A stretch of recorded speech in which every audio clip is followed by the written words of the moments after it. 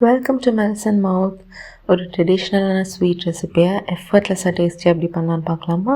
Sweet பணியாரம் பண்ணுறதுக்கு தேவையான ingredients: கோதுமை மாவு, கருப்பட்டி, roasted cashew nuts, roasted rava, bananas நல்லா மேஷ் பண்ணி எடுத்துக்கலாம்.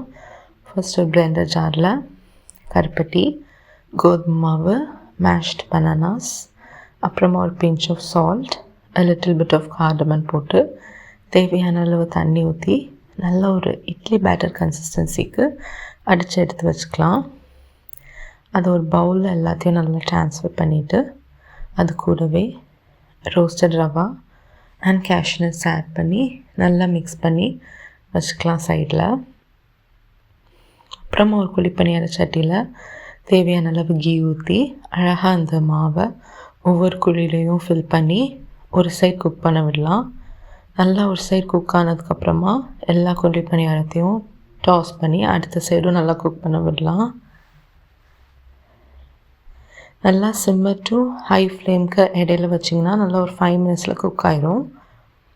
நல்லா 2 சைடும் குக் ஆனதுக்கப்புறமா எடுத்து சர்வ் பண்ணிங்கன்னா நல்ல ஒரு ஈவினிங் டைமுக்கு ஒரு பெஸ்ட் ஸ்நாக்கான ஸ்வீட் பணியாரம் ரெடி.